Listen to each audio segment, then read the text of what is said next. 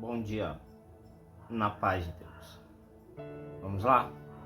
Analisar Tito, capítulo de número 2, na nossa leitura semanal. Vejamos, portanto. Tu, porém, fala o que convém à sã doutrina.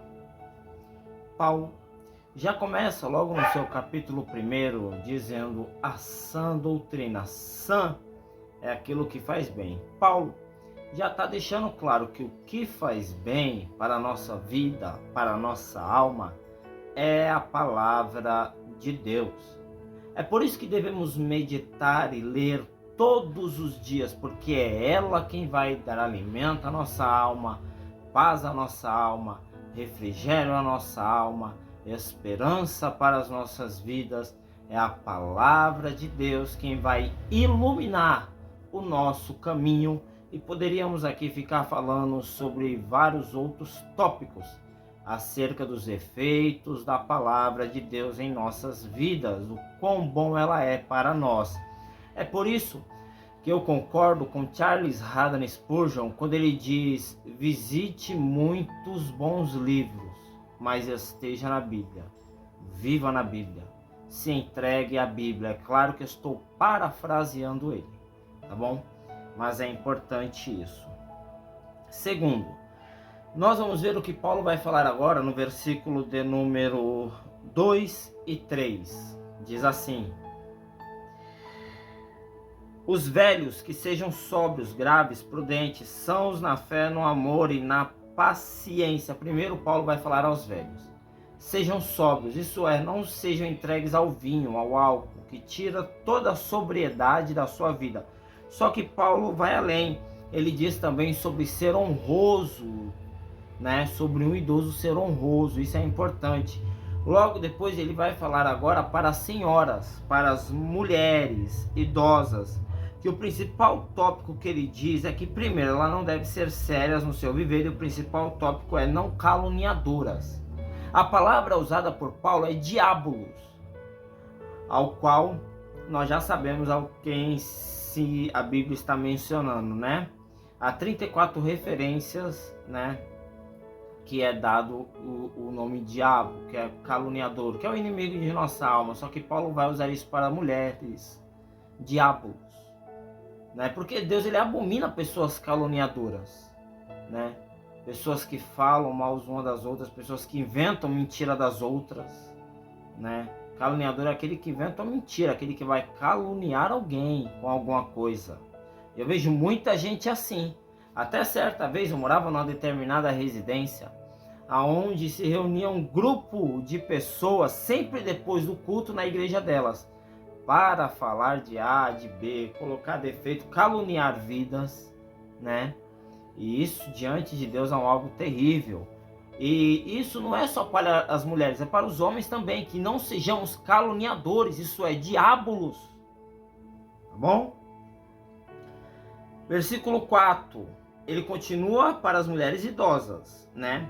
Para que ensinem as mulheres novas a serem prudentes, a amarem seus maridos, a amarem seus filhos, a serem moderadas, castas, boas donas de casa, sujeita a seus maridos, a fim de que a palavra de Deus não seja blasfemada. Paulo está falando: vocês, mulheres idosas, vocês têm que ser bom exemplo para as mais jovens, para que as mais jovens aprendam o que é ser uma boa esposa, para que as mais jovens aprendam o que é submissão, para que as mais jovens aprendam a criar seus filhos. Vocês são exemplo, e isso serve para aqueles que tenham a caminhada na fé. Nós, aqueles que têm, né, que são mais velhos do que eu, vocês são exemplos para esses mais novos que estão vindo. Mas qual exemplo vocês mais velhos têm dado? Poderíamos aqui fazer a conciliação de texto e pegar Simeão e Ana, idosos e que tinham uma vida esplêndida. E olhando para eles, os jovens já se inspiram, devem se inspirar pela vida santa que eles tinham. Mas continuemos. Paulo fala dos velhos, fala para as idosas e agora fala para os jovens, né? Versículo 7. Jovens, sejam moderados, tenham controle, não sejam levados ao entusiasmo, não é? Não se rendam ao desejo ardente. É o que Paulo está dizendo aqui, ó. No versículo 7, sejam moderados. É tudo isso que Paulo está querendo dizer aos jovens. Né? E essa palavra ela é muito atual para os nossos dias, para os jovens que estão vivendo segundo seus próprios desejos ardentes, que são momentâneos os prazeres, eles se entregam àquilo e, usando a linguagem de hoje, seja o que Deus quiser. Mas não é assim. Deus ele quer que vocês sejam moderados. O jovem ele tem que servir a Deus, buscar a Deus enquanto ele está no ápice da sua energia, né? Salomão já havia dito isso em Eclesiastes 12, primeiro, lembra-te do teu Criador nos dias da tua mocidade. É nesses dias que vocês devem se lembrar do Senhor Deus. E ele continua dizendo aos jovens, ó, em tudo vocês têm que se dar, por exemplo, de boas obras. Por que boas obras? Porque é exatamente como eu acabei de falar, é no ápice da sua energia que você tem que servir a Deus, que você vai conseguir fazer mais obras, vai conseguir pregar mais, vai conseguir evangelizar mais, vai conseguir viajar mais, vai conseguir fazer a vontade de Deus a qualquer momento. Já quando você vai ficando idoso, as energias já não são mais as mesmas. E ele continua, na doutrina, mostra corrupção, gravidade, seriedade. Claro que primordialmente é a Tito, tá? Aqui, ó. Em tudo te dá por exemplo. Te dá por exemplo. Você tem que ser exemplo. Só que essa palavra é para todos, é Tito e todos, mas o primordialmente somos nós. É pegar essa palavra e aplicar a nós.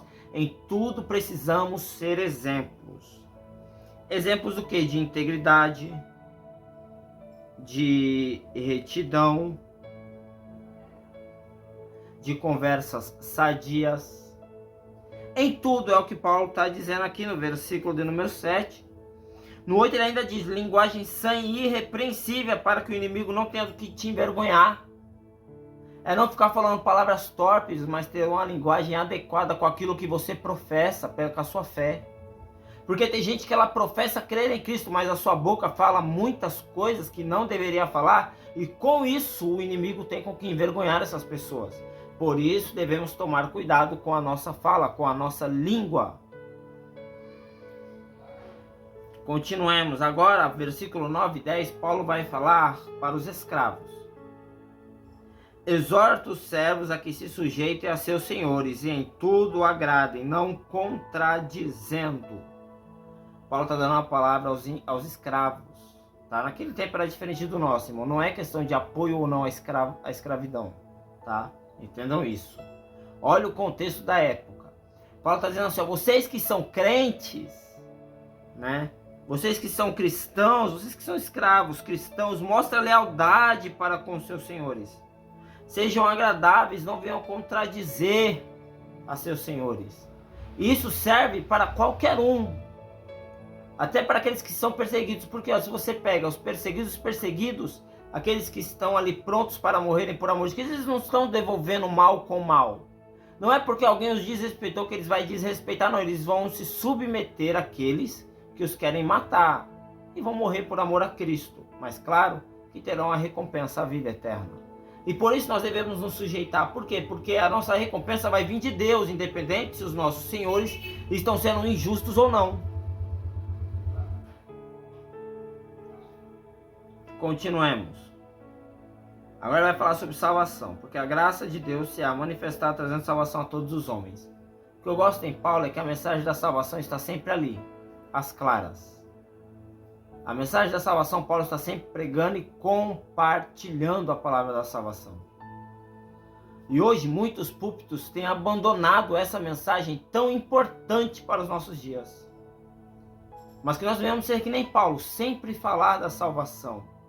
Sempre falar que Cristo salva, Cristo quer arrependimento, Ele vai vir buscar a sua igreja. Não esqueçam nunca nas suas mensagens de falar isso. Mas ele diz, ensinando que, renunciando à impiedade e às concupiscências mundanas, vivamos neste presente século, sóbria, justa e piamente, né? O cristianismo, ele vai além de palavras, ele vai de mudanças. Como nós lemos aqui no versículo 12, nós vemos que a graça de Deus, ela é educada, ela vai nos reeducar. Né? Vai mudar os nossos hábitos, vai mudar a nossa vida, vai nos levar a novos caminhos, a agir de maneira diferente, pensar, falar, ver. A graça de Deus, ela quer que haja renúncia para as nossas vidas.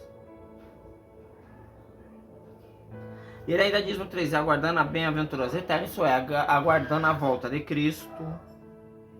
Quando você vai ler o 14, ele diz, porque Cristo se entregou a si mesmo para nos remir de toda a iniquidade, pecado. E ele termina dizendo, fala sobre isso, expressa isso, pregue isso.